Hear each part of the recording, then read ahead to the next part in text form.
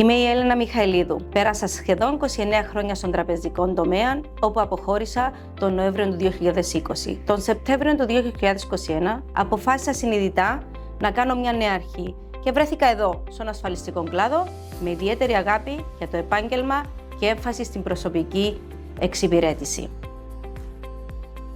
Ήταν μια συνειδητή απόφαση μετά την πρόωρη αποχώρησή μου από την τράπεζα. Ήθελα να συνεχίσω να προσφέρω και εδώ μπορώ να το κάνω με τον πιο ουσιαστικό τρόπο.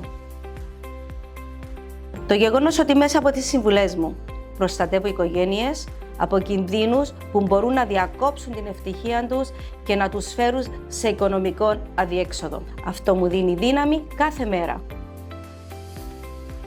Η ασφάλεια ζωής είναι ένα πολύτιμο οικονομικό σωσίβιο σε μια δύσκολη στιγμή.